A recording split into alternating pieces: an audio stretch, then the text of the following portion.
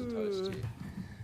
Bit of drink. Yeah, there Did you go. guys have some drink? It's going to be a fun interview because I'm going to drink it. Oh, yeah. I've got one here for you too.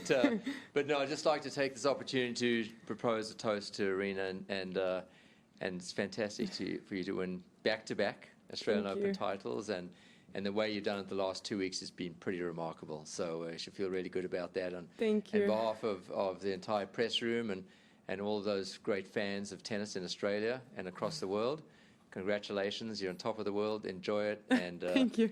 And cheers to Aryna. Well done. Thank you. Cheers. Feels nice. Finally, bit of relief. Good? Yeah. Okay. All right, just please raise your hand if you have a question. We'll start with English and then switch to national language. I'll get us started. Aryna, a very dominant performance today, and congratulations, your second Australian Open. Just talk about your emotions right now and how you're feeling. Yeah, I'm speechless right now. I don't know how to describe my emotions, but definitely I'm super, super happy and proud of everything I was able to achieve so far. And yeah, just happy with the level I played today. And she's a great player and very tough opponent, and I'm super happy that I was able to get this win today. All right, we'll start with Simon and then James. Yep, Simon. Aryna, I wanted to ask you about some of the clips we've seen backstage of you doing a coordinated dance with your team and you warming up with balloons. And I just wondered, how important is it for you to be enjoying the time between matches here? Yeah, I think it's all about having fun and enjoy the process. And we're always doing a lot of crazy stuff with the team, and I don't know, it's helped me to stay focused on court, you know, like, because it's enough pressure on the court, and off the court we're just trying to keep it simple, keep it fun, and make sure that all of us enjoy the process. All right, James just here, and then Simon over there. James. Congratulations, Aryna. Your on-court and off-court persona seem quite different. You know, off-court, we know the person you are. On-court, you're quite a scary opponent. How much do you have to spend a little bit of time becoming on-court Aryna? I remember Rafa used to talk about becoming a different player when he walked onto court. Do you try to do the same sort of thing? Well, it's actually good that I'm two different people on and off the court, because if I would be the same person that I'm on the court, off the court, I think I wouldn't have my team around me, and I think I would be alone. But yeah, I mean, it takes me so much time to kind of like become who I am right now on court, to have this control myself and to understand myself better. And yeah, it's been a long journey, and way to go. I just said it like I'm going to retire after today, but no, too early. I think I still can do something else. But yeah, it takes me a little while to become who I am right now. Okay, we'll go Simon, Matt, John, and Eleanor. Simon? You're just pointing like that. I'm like, where is Simon? Don't worry, I'll make sure. Simon first. Remember, I had a little drink already. Yeah. Was it important to you to win a second slam to show that it wasn't just a one-off? Yeah, actually, it's been in my mind that I didn't want to be that player who win it and then disappeared. I just wanted to show that I'm able to be consistently there, and I'm able to win another one. I really hope that more than two right now. But for me, it was really important. So that's why, no matter what the result, like win or lose, we're always working hard. We're always looking for things to improve in my game. And yeah, it's all about the process, and make sure that you about the discipline. Make sure that you're always there, you always show up, and you always work hard. Okay, Matt. Hey, Aryna. Hi. Congratulations. How different did you feel coming into this final compared with last year's final, and also compared with the final in September? Was it emotionally a different experience? I would say that it was a little bit different. I think I wasn't that emotional on court, but before the match, it was the same. You know, like you're waiting for it. You can't wait to start.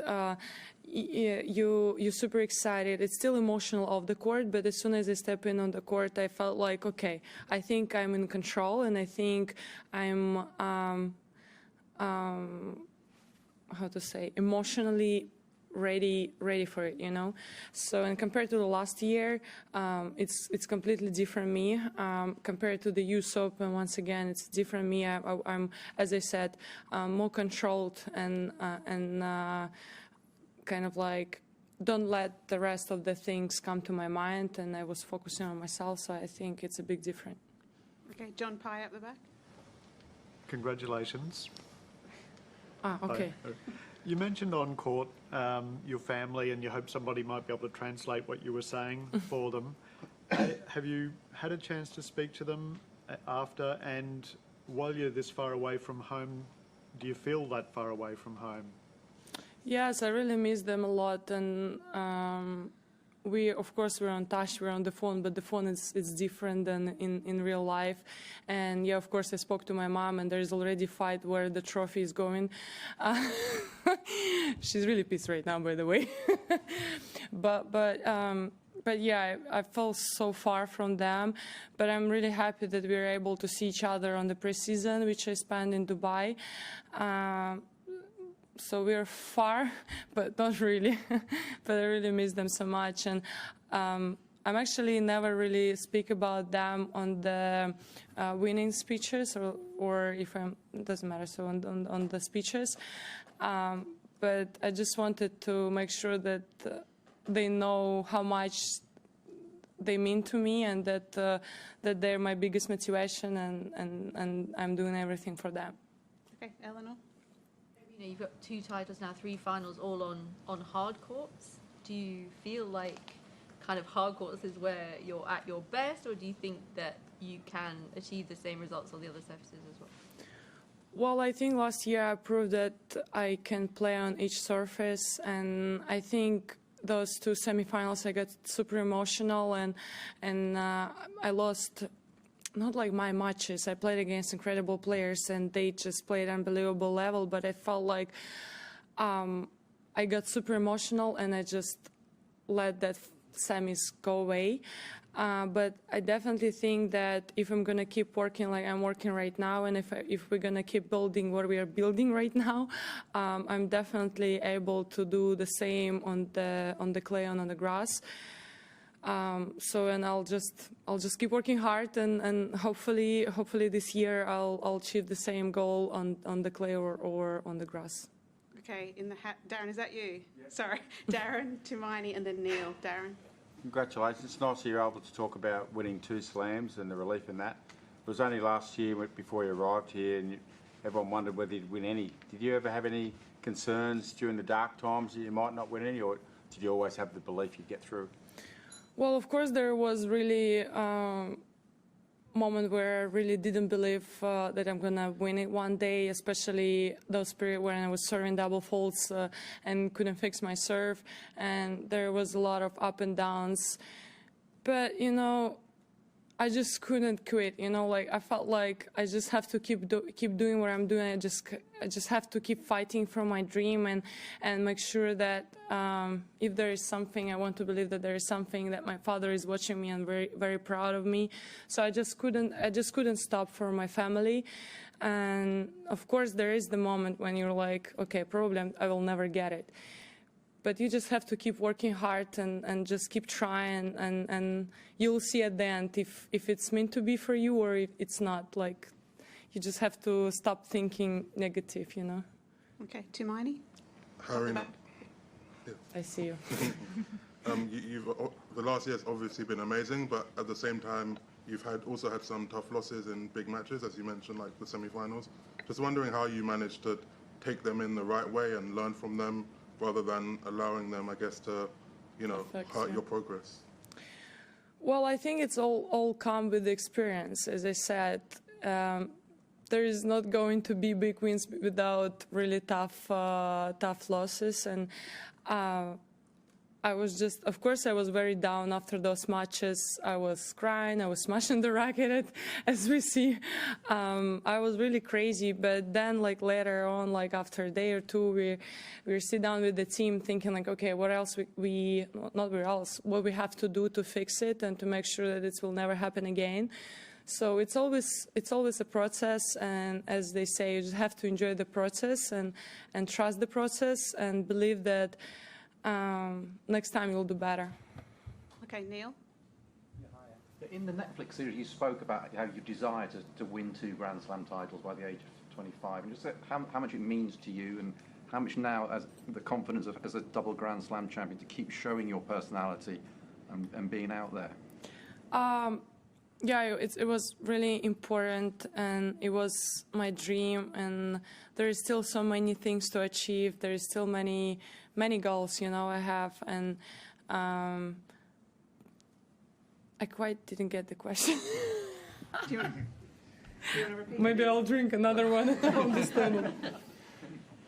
Just now, in the Netflix, you were very open. You were open about yourself. Okay, got it. And Sorry. so, how much you get more confidence now that you're a double champion, that keep sharing these things with everyone. I think it's very important to be open, and I feel like I really want to be connected with my fans and make sure that they know my story, and probably my story will inspire someone else and will help someone else. And now having 2 Grand Slam titles, it's definitely given me more confidence and believe in myself. And I just had this knowing that all my life it wasn't like wasting of time, and I was doing the right thing, and I'm where I'm meant to be, so that's really important. Okay, we'll do a couple more in English. Anyone? Yep, right there. Yep. Yeah, you. Yeah, You. Aryna, congratulations. Since your first Grand Slam win back here in Melbourne last year, has that sort of improved your mental state and made you play more freely in a way, or has it been, same old? You know what? I actually thought after last year that it's gonna help me to be more free and like don't care about things and blah blah blah, but not really. Like you still feel the same. You still want it badly, and you're still working very hard for it, and you still have to show up and fight for it and show your best level. So I feel like, because before I was watching all these champions crying after each slam, and I was like, come on, you've done it like 15 times. Why are you still crying? But right now, I didn't even get to that point, but I feel like I understand why they still crying, because every time it's the same pressure, it's the same expectations, you want it the same way, so it's always emotional, and yeah, it's still the same, All right, we'll do 2 more. Aki and then Simon. Aki? Congratulations. You just said that how much you have been struggling with your serve and like a couple of years ago, but now you have one of the best serve on the tour. So do you think that fact gives you, like during the match, knowing the fact that you have good serve makes you feel like a calm or comfortable, or does it change your like a mindset or strategies?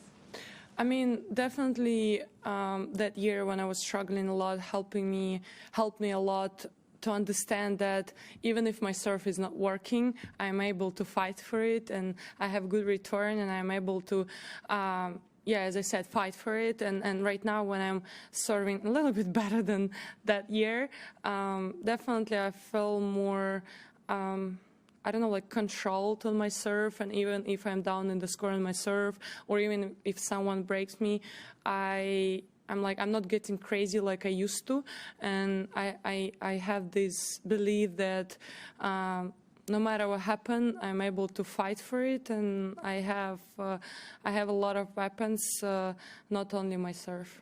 Okay, last one, Simon. You mentioned your father there. I mean, do you feel like you're sort of playing sometimes to honor his memory? Like before last year's slam, it was like that, but since then, of course, he's my biggest motivation, and he's been everything for me. But right now, like, I have my mom, my sister, who is here with me, and I feel like I have to think about them. But I just feel that he's always with me, and I'm very thankful for everything he did for me. And I think if not him, I wouldn't be here. And yeah, right now I'm playing for my mom and my sister and my grandmothers. All right, thank you very much. We'll Thank switch you. to...